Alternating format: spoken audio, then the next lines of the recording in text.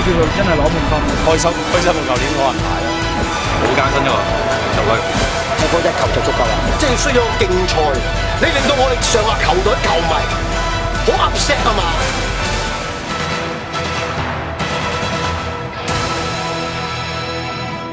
歡迎收睇 Sports Network， 我係郭子龍。被譽為史上最扣人心弦嘅一屆香港甲組足球聯賽，鬥到最後一輪、最後一刻，生還者遊戲先至知道答案。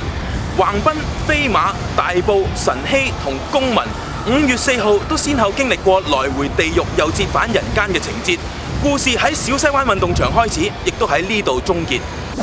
4個場地4場比賽，橫濱、飛馬、大埔、晨曦、公民榜尾嘅一隊，經過5月4號呢一日之後，要喺港甲消失。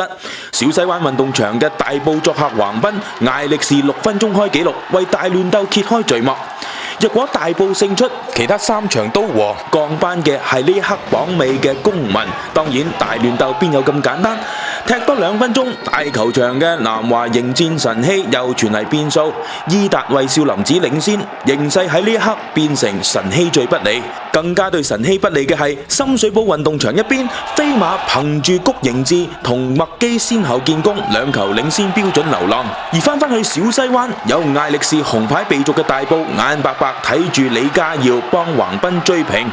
晨曦喺大球場要為生存自保，梁子成博個12碼翻嚟，俾機會羅拔圖做劊子手射入，31分鐘嘅攀平入球，又將公民踢翻落榜尾。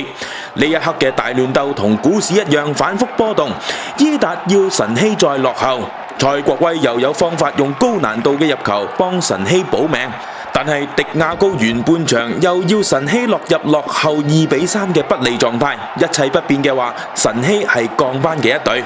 高潮迭起嘅劇情進入下半場，由飛馬嘅入球蘇開始，谷盈志建功，加上麥基2個入球，飛馬領先到5比0。原來只係風暴嘅前夕。喺大球場一邊，南華對晨曦先後有楊次倫、謝家強、文比德被逐，少林寺9打10，進入80分鐘，大亂鬥嘅黑色10分鐘先至係戲肉，因為夏志明幫晨曦追平3比3。幾乎同一時間喺旺角場嘅公民亦都憑住法圖斯做救命先生1比0壓住傑志，對晨曦就變得更加不利，因為若然呢一刻完場嘅話，降班會係佢哋。當飛馬喺深水埗踢到89分鐘，領先流浪到7比2，意想不到嘅事發生，因為巴利喺大球場將葉鴻輝收復，晨曦奇蹟地喺3度落後之下反超前，而飛馬喺深水埗亦都成功以8比2將流浪收復。焦點又去返小西灣，因為呢一刻跌落榜尾要降班嘅會係和富大埔。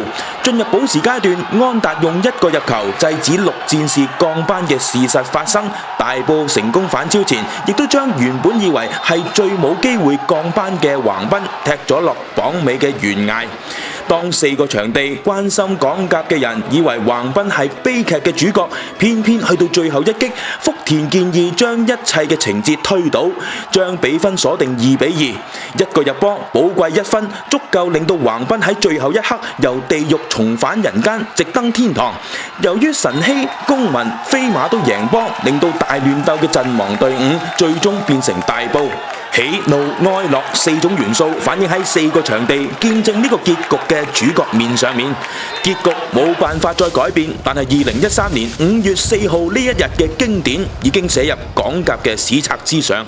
你補一補條時間，點解你唔吹？我哋唔係輸唔起，降班我哋落預組再打過咯，冇問題。但係真係需要競賽，你令到我哋上下球隊球迷好 upset 啊嘛！對唔住大家，對唔住各位球迷，即係我自己身邊嘅話，我對唔住大埔啲球迷。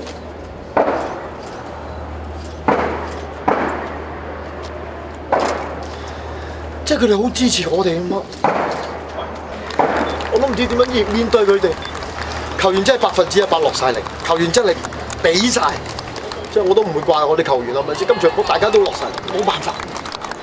點解連嗰少少機會都唔俾大埔？吉寶哥一路嘅表現就好理想啦，咁但係你就算阿 Kenchi， 我都成日強調到，其實好多之前大家都問，好似阿福田嚟到唔係幫好多，咁但係其實我都話我成日都係覺得踢波1球就夠啦。踢波一球就足夠啦。咁呢一球，我相信呢一球我諗無價嘅，呢球無價。This is unbelievable, you know？ 崩潰咗，即係嗰一刻會呈現到落，唔會降班咧，即係好驚降班。跟住大家理想喺出邊嗌我哋叫佢上攻晒佢，唔好放棄啊！到最尾我哋可以爭取翻個球，留翻可以甲組嘅，真係好開心，好似過山車咁。球隊今年係求變嘅，但係觀到變下變到而家變到落去港務位置咁。我哋今季同球員有個共識。希望嘗試改變踢法，咁就打出個即係有啲突破啦。咁唔想成日踢啲防守比較沉悶啲嘅防守足球啦。咁今年好老實講係第一年係唔熟習嘅，咁有段時間我哋係好含糊添啊。究竟繼續保持翻進攻啊，定係防守？因為攞唔到分數。但係而家俾我哋今年留翻喺度，下年我哋有更大嘅信心，可以向嗰方面就擺多啲心機落去。大家好投入同埋好跟球隊嘅指示，亦都即係叫做真係攞滿分。開心過舊年攞銀牌咯，係啊！即係每一場波，而家基本上我哋下半季每一場波，我哋都係即係基本上每一場都係決賽，輸多一場又已經係輸一場又或者咁，今年已經係降班嘅係。謝幕戰落敗嘅南華仍然開開心心慶祝得到球會歷嚟第41個頂級聯賽冠軍，來季亦都肯定能夠參加亞洲足協杯。有時好有時唔好啦，都係未滿意嘅，尤其是尾呢幾場波啦，可能即係有啲球員未攞過冠軍啊，一攞冠軍之後咧放鬆晒，咁比較即係今日唔係最好嘅結果，就係因為贏唔到波而雖然攞杯啦，咁但係都有少少遺憾。其實我哋每個位置都有好嘅球員，只不過整體配合個鬥心仲係爭啲，即係可能太過個人化啦。咁希望下年如果打翻好，即係打翻係一隊波個組織係好啲嘅時候，我覺得發揮會更加好咯。來季升上港甲嘅3個席位，經過港乙殺科戰之後，全部落實。東方沙龍趕上尾班車，同元朗以及愉園齊得到升班資格。東方沙龍最後一戰惡鬥沙田，憑住李思明同姚學文分別喺上下半場建功，淨勝2-0，以乙組第3名完成升班任務。全季嚟講，當然有高潮有低潮。喺呢個時間咁啱，幾個球員都係表現得到，唔係佢哋唔肯佢哋，而係真係人人都有高低潮。喺呢個時間可以喺最後一場波，最後關鍵自己贏到波，係自己攞到個升班資格，唔係要人俾嘅。我覺得係真係對球員滿意啊！留一定係留球隊噶啦，即係我就希望多數都喺幕後度做下啲即係幫下啲年青球員或者幫後面啦。即係你話踢就冇可能啦，因為始終即係咁多年都冇踢甲組啦。即係我同學仔頭先啲人問都係你再踢翻，冇可能再踢翻㗎啦。香港首席女壁球手歐詠芝成為歷嚟首位華人得到亞洲冠軍榮譽。佢喺巴基斯坦舉行嘅亞洲錦標賽女子組決賽，以局數3-1擊敗馬來西亞嘅羅慧雲，登上王者寶座。另一位港隊代表陳浩鈴就得到銅牌。我覺得對香港壁球發展其實係一件好好嘅事啦。呢個獎俾到自己一個好大嘅信心啦，因為之前喺年頭自己受過傷啦，咁一路表現都係冇乜突破啦。但係今次就係真係發揮到自己喺上個月準備訓練啊嗰啲水準出嚟啊，咁嗰啲成果，咁所以就自己係非常滿意同埋開心咯。中國嘅賽車熱近年蔓延到珠海，第10屆珠海國際賽規模亦都越嚟越成熟。劉英德去當地睇過。第10屆亞洲保時捷卡雷拉杯4-5回合喺珠海國際賽車場大激鬥，首次參賽嘅新西蘭車手班博連贏2回合冠軍。呢位年僅22歲嘅新星總成績以92分，車手榜壓過開季3連勝嘅奧地利車手馬丁升上第1位。上屆冠軍亞歷山大只係以27分排第9。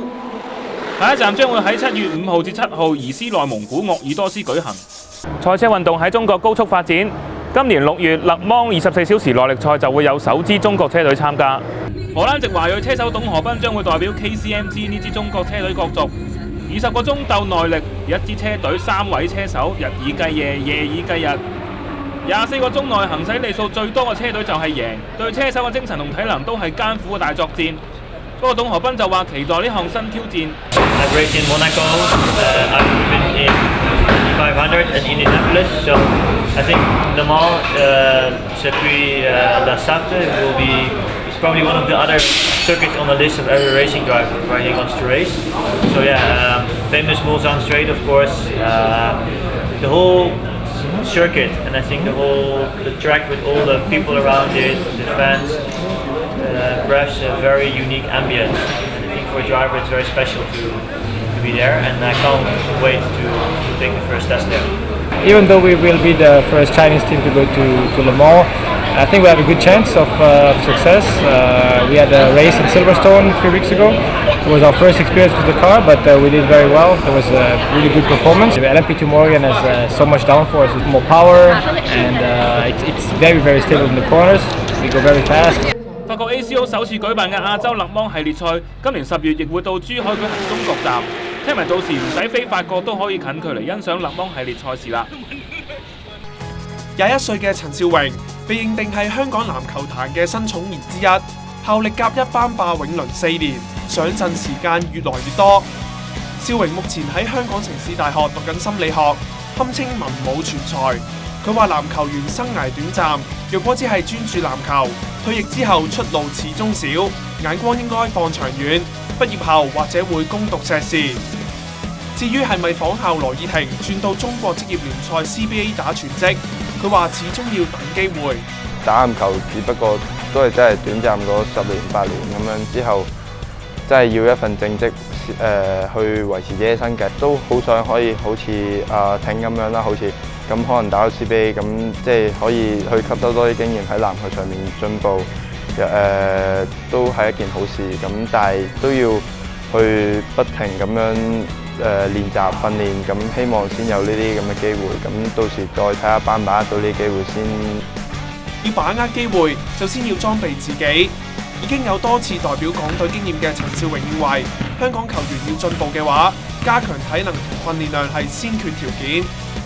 香港5人冰球賽先進行青少年組1連6日嘅激戰，重頭戲 Bantams 組決賽，白衫軍香港冰球訓練學校以8-3擊敗新加坡冰龍。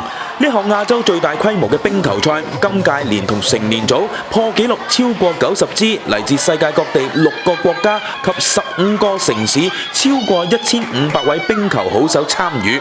當中青少年組就有破天荒嘅55隊角逐，參賽者超過850人。多謝收睇 Sports Network， 我係郭子龍，下個禮拜再見，拜拜。